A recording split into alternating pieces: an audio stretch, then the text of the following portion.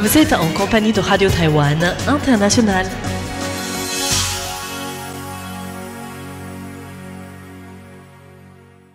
Bonjour à tous et bienvenue sur l'antenne française de Radio Taïwan International. Ici Lisa Dufaux pour vous présenter le programme de ce vendredi 14 novembre 2025. Aujourd'hui, c'est Meg Wang qui vous présentera le journal de l'actualité qui sera suivi du décryptage dans lequel on s'intéressera à l'état du secteur touristique à Taïwan. Et vous pourrez ensuite retrouver Florian Dai dans l'émission RTI Explore avec la suite de sa série sur les déesses et cette semaine, un épisode sur la déesse Mazu. Voilà pour les ondes courtes et vous pourrez également retrouver sur notre site internet un nouvel épisode de Géopolitique présenté par Jean-Yves Heurtebise qui propose d'analyser la récente rencontre entre Donald Trump et Xi Jinping en Corée du Sud. Je vous souhaite à tous une excellente écoute et je vous laisse sans plus tarder en compagnie de Meg Wang pour le journal de l'actualité dont voici les principaux titres. Le département d'État américain approuve une vente d'armes de 330 millions de dollars à Taïwan. Une grande délégation taïwanaise participe au salon Reconstruire l'Ukraine en Pologne. Taïwan dénonce la prime offerte par la Chine pour l'arrestation de 2 youtubeurs taïwanais. Et TSMC approuve une vente de machines de gazion à vis. Bonjour à tous, vous êtes bien à l'écoute de RTI, c'est Meg Wang à l'antenne pour vous présenter notre journal de ce vendredi 14 octobre.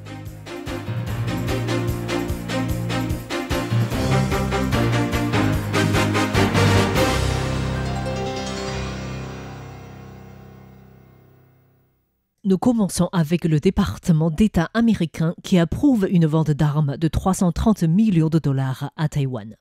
Le ministère taïwanais de la Défense a annoncé aujourd'hui que le gouvernement américain avait approuvé la vente des pièces détachées et des services de réparation des avions de chasse à Taïwan pour une valeur totale de 330 millions de dollars américains.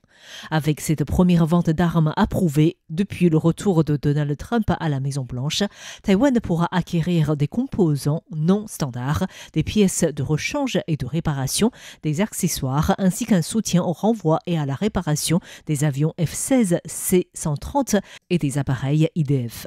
Le ministère taïwanais a souligné que cette vente, publiée sur le site de la Defense Security Cooperation Agency, pourrait être effective dans un mois. Le ministère de la Défense a également précisé que cette vente contribuerait au maintien de la capacité opérationnelle des avions de chasse de l'armée de l'air et à la consolidation de la défense aérienne et permettrait également de renforcer la résilience défensive et d'améliorer la capacité de réponse aux attaques dites de zone grise de la Chine. Une grande délégation taïwanaise participe au salon Reconstruire l'Ukraine en Pologne. Une délégation dirigée par la vice-ministre de l'économie, Cynthia Jiang, participe au salon Rebuild Ukraine qui se tient du 13 au 14 novembre à Varsovie en Pologne. Le pavillon taïwanais, l'unique pavillon asiatique sur le salon, réunit plus d'une centaine de représentants de 31 entreprises du secteur de la mécanique, de l'information et de la communication, des énergies, de la médecine et des drones. Selon le ministère de l'économie, le pavillon taïwanais met en valeur les avancées de l'île dans des domaines de la fabrication des machines et des machines-outils, du stockage de l'énergie, de la fabrication intelligente ou encore du développement des villes intelligentes. Le ministère de l'économie a déclaré que des acheteurs de l'Ukraine, de la Pologne, de l'Allemagne et de la République tchèque avaient déjà exprimé leur intérêt pour les industries taïwanaises. Le pavillon de Taïwan a été inauguré en présence de Cynthia Jiang, du représentant taïwanais en Pologne, Jeff Liu, mais également du maire de la ville de Lviv, Andriy Sadovi, et du maire adjoint de la ville de Vinnytsia, Vladislav Skalski, en Ukraine. En plus de participer au salon, la délégation taïwanaise a également visité les 3 principaux pôles polonais du secteur des technologies TIC, Łódź, Katowice et Wrocław, connu sous le nom de triangle polonais des TIC. Ceci dans le but de mieux comprendre les derniers développements industriels et le potentiel du pays. Taïwan voit d'intérêt dans l'éventuelle coalition ouverte pour la conformité des marchés du carbone. La COP30 se tient actuellement à Belém au Brésil, avec parmi les sujets de discussion l'harmonisation des taxes carbone aux frontières. Le président brésilien Lula de Silva veut ainsi lancer une coalition ouverte pour l'intégration des marchés du carbone, cela pour réunir les pays et les juridictions qui mettent déjà en œuvre des mécanismes de tarification du carbone ou qui réalisent des progrès tangibles dans la réalisation de cet objectif. Interrogé sur ce sujet par Radio Taïwan International, le ministre de l'Environnement, Peng Qiming, a précisé que la création d'une telle coalition serait bénéfique pour Taïwan dans la réduction de ses émissions de CO2. Nous pouvons obtenir une certaine réduction de nos émissions de CO2 grâce aux coopérations internationales. Bien entendu, cela ne signifie pas que Taïwan achètera cette quantité, mais les entreprises qui ont besoin de crédits carbone peuvent en obtenir auprès de pays alliés ou amis. C'est un mécanisme auquel Taïwan peut contribuer et participer. Après tout, Taïwan étant un petit pays, la réduction des émissions de carbone est relativement plus complexe. Grâce à ce mécanisme, certaines entreprises avec des technologies intéressantes pourraient accéder à ce marché pour obtenir des crédits carbone, ce qui deviendra un véritable commerce pour Taïwan. Pour le ministre de l'Environnement, l'internationalisation du marché des quotas carbone pourrait considérablement booster les secteurs concernés. Taïwan a déjà acté un protocole d'entente avec le Paraguay conformément à l'accord de Paris qui a permis la mise en place de 12 plans d'action. Dans ce cadre, le ministère des Affaires étrangères assistera son allié paraguayen à remplacer ses automobiles par des véhicules électriques. Si la coalition ouverte pour la conformité des marchés du carbone voit le jour, Taïwan pourrait y obtenir des crédits carbone, réduisant ainsi les émissions carboniques du pays. Selon Peng Qiming, Taïwan entamera des négociations similaires sur le mécanisme de coopération en matière de crédits carbone avec le Belize et le Guatemala. Taïwan dénonce la prime offerte par la Chine pour l'arrestation de 2 influenceurs taïwanais. La Commission ministérielle des Affaires continentales, la MAC, a condamné hier les autorités chinoises pour avoir proposé une prime visant 2 influenceurs taïwanais, Pa Jiong et Chen Boyuan, soupçonnés d'incitation à la sécession. Le vice-président de la MAC, Liang Wenjie, a déclaré que cet avis visait à créer un sentiment nationaliste en Chine et le malaise, la division et de la tension à Taïwan. Il a également invité les Taïwanais à être particulièrement vigilants quant aux intentions chinoises et à faire preuve d'unité. Pour faire face à une telle situation, notre unité est primordiale. Sans unité, les méthodes déployées par le Parti communiste chinois auront leur effet voulu. L'unité est cruciale. Liang Wenjie a également qualifié l'avis émis par le Bureau de la sécurité publique de la province du Fujian de simple mise en scène, puisque les allégations concernant les 2 ressortissants taïwanais qualifiés par la Chine d'indépendantistes taïwanais ne reposent, selon lui, sur aucune preuve. Notons que les médias publics chinois ont également précisé que les autorités chinoises détenaient des informations sur les membres clés de l'équipe de l'influenceur Pa Jiong qui n'ont pas été divulguées dans le but de lui donner une chance de repentir. TSMC approuve une vente de machines d'occasion à VIS.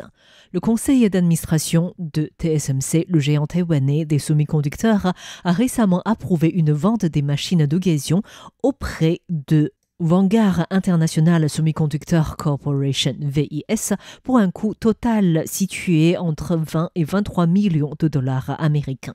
VIS a précisé que les machines seraient utilisées pour la fabrication des plaquettes de puces électroniques d'un diamètre de 8 pouces.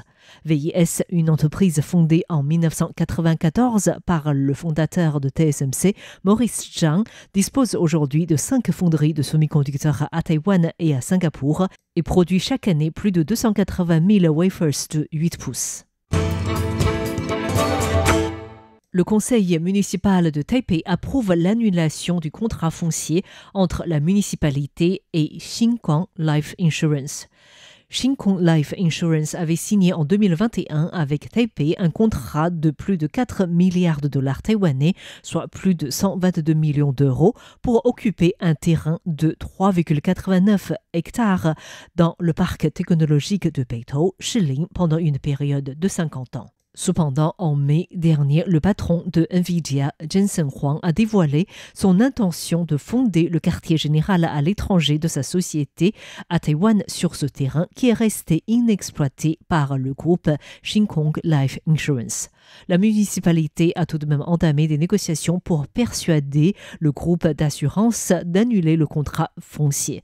Après plusieurs mois de négociations, notamment sur les conditions de dédommagement, Shin Kong a accepté de se retirer contre une somme de 4 milliards 430 000 de dollars taïwanais, donc plus de 122 millions d'euros, presque la même reçue de la municipalité en 2021. Le conseil municipal a approuvé ce dossier mercredi. L'adjoint au maire Li Sichuan a déclaré que la mairie espérait paraffer l'annulation du contrat avec Shin Kong au cours de cette semaine, révélant par ailleurs que le montant de nouveaux contrats à conclure avec Nvidia ne devrait pas dépasser la barre de 12 milliards 500 millions de dollars taïwanais, soit plus de 346 millions d'euros. Le prochain locataire devra, d'après l'adjoint au maire, soumettre son projet de développement à la mairie avant que les deux parties puissent fixer une date pour la signature de leur contrat qui devrait intervenir autour du nouvel an lunaire, soit vers la fin janvier. Le gouvernement révèle des opérations bancaires entre le groupe Prince et 10 banques à Taïwan.